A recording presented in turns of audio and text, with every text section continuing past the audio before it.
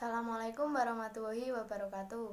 Saya Yasinta Dwi Erlina, Prodi D3 Keperawatan Universitas Widya Semarang, akan menjelaskan tentang analisis kesalahan penggunaan bahasa baku dan tidak baku pada beberapa judul yang terdapat dalam Surat Kabar Tribun Jateng. Pengertian bahasa baku dan tidak baku. Bahasa baku adalah ragam bahasa yang cara pengucapan dan penulisannya sesuai dengan kaidah-kaidah standar. Kaidah standar dapat berupa pedoman atau ejaan yang disempurnakan EYD, tata bahasa baku, dan kamus umum. Ragam bahasa baku biasanya digunakan dalam situasi resmi seperti acara seminar, pidato, temu karya ilmiah, dan lain-lain. Bahasa tidak baku. Bahasa non-baku adalah ragam bahasa yang berkode berbeda dengan kode bahasa baku dan dipergunakan di lingkungan tidak resmi. Ragam bahasa non-baku dipakai pada situasi santai dengan keluarga, teman, di pasar, dan penulisan pribadi buku harian. Ragam bahasa non-baku sama dengan bahasa tutur, yaitu bahasa yang dipakai dalam pergaulan sehari-hari, terutama dalam percakapan. Menurut B. Havranek dan Willem Mathesius, bahasa baku adalah bahasa yang telah dikodifikasi, diterima, dan difungsikan sebagai modal atau acuan. Bahasa tersebut digunakan oleh masyarakat secara luas. Ahli Richard, John, dan Heidi mengemukakan definisi baku pada Lockman Dictionary of Applied Linguistics. Fungsi bahasa baku.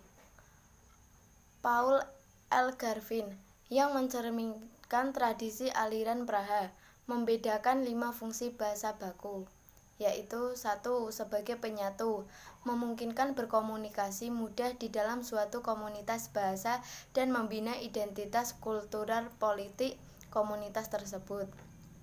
2. Sebagai pemisah, mengontraskan suatu komunitas bahasa dengan yang lain, sambil membangun ikatan antara bangsawan yang menggunakan varietas bahasa yang berbeda-beda. 3. Memberi prestis, bertindak sebagai pembawa gengsi sosial dan kultural, baik untuk seluruh komunitas maupun bagi seorang individu yang menuturkannya.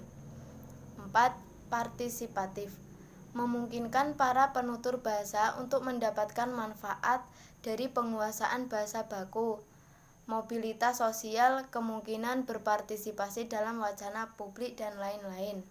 5.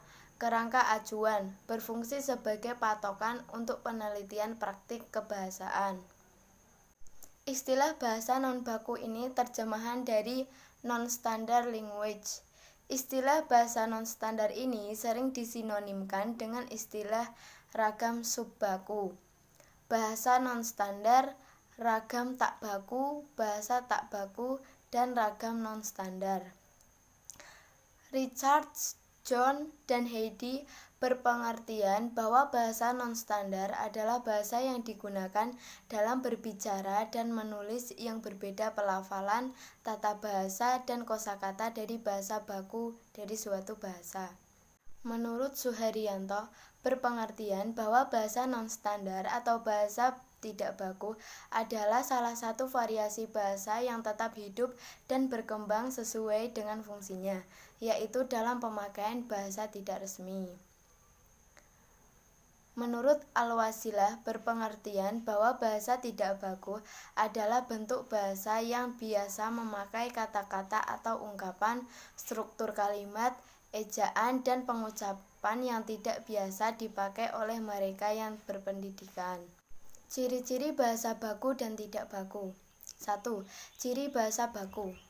Tidak terpengaruh bahasa daerah, tidak dipengaruhi bahasa asing, bukan merupakan ragam bahasa percakapan sehari-hari, pemakaian yang sesuai dengan konteks kalimat, tidak terkontaminasi dan tidak rancu. 2. Ciri bahasa tidak baku. Walaupun terkesan berbeda dengan bahasa baku, tetapi memiliki arti yang sama. Dapat terpengaruh oleh perkembangan zaman, dapat terpengaruh oleh bahasa asing, dan digunakan pada situasi santai ataupun tidak resmi. Berikut ini merupakan bentuk kesalahan bahasa yang tidak baku pada beberapa judul yang terdapat pada surat kabar Tribun Jateng. 1. Pemkot bingung tak tahu pemilik bangunan kota lama. 2. Sukento kantongi. 3. Lilitan utang dorong Sumarsono gelapkan sertifikat tanah. 4. Kejari Pekalongan buru 7 penerima bansos fiktif. 5. Kabin panas bikin tambah stres. 6. Kawasan di kota lama mangkrak. Dari analisis kata tak baku di atas dapat kita temui beberapa kalimat yang tidak baku. Salah satunya adalah tak. Pada kata tersebut menunjukkan kata tidak baku karena tidak sesuai dengan EYD. Kata tersebut bahasa bakunya seharusnya tidak. Kalau kata tak itu merupakan salah satu bahasa peralihan dari bahasa Indonesia yang biasanya digunakan orang-orang yang mungkin malas mengucapkan kata atau bahasa secara utuh. 2. Kata kantongi merupakan bahasa yang tidak baku. Kata tersebut bisa menjadi baku apabila mendapatkan imbuhan men. Kata kantongi dalam KBBI ialah memiliki atau mempunyai. Akan lebih efektif apabila menggunakan kata memiliki. Pada kata kantongi, ini lebih cocok bila digunakan oleh para pedagang di pasar, seperti memasukkan uang dalam kantong atau barang yang lain maupun orang-orang yang menggunakan dalam berbahasa sehari-hari. 3. Kata utang. Kata utang menunjukkan tidak baku sebab kata tersebut tidak sesuai dengan EYD. Yang ada dalam EYD yang baku adalah hutang.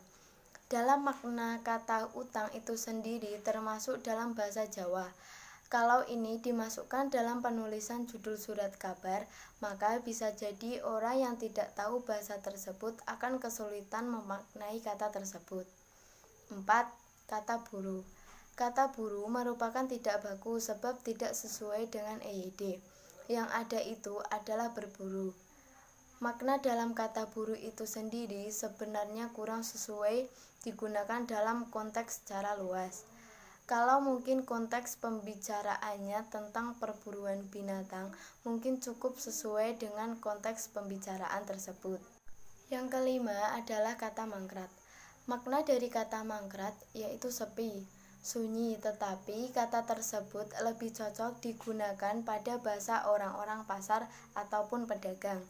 Dalam bahasa Indonesia, kata tersebut jarang digunakan. Dari penjelasan di atas dapat disimpulkan bahwa 1. Bahasa baku adalah bahasa salah satu ragam bahasa yang dijadikan pokok acuan, yang dijadikan standar, digunakan secara efektif, baik dan benar.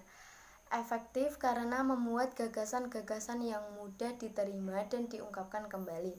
Baik karena sesuai kebutuhan, ruang dan waktu, dan benar karena sesuai kaidah kebahasaan, secara tertulis maupun terucap. 2. Bahasa tidak baku adalah ragam bahasa yang berkode bahasa berbeda dengan kode bahasa baku, dan dipergunakan di lingkungan tidak resmi. Bahasa non-baku sering digunakan dalam kehidupan sehari-hari seperti keluarga, teman-teman, dan lain-lain. Sekian penjelasan dari saya, semoga dapat diterima dan mudah dipahami. Terima kasih. Wassalamualaikum warahmatullahi wabarakatuh.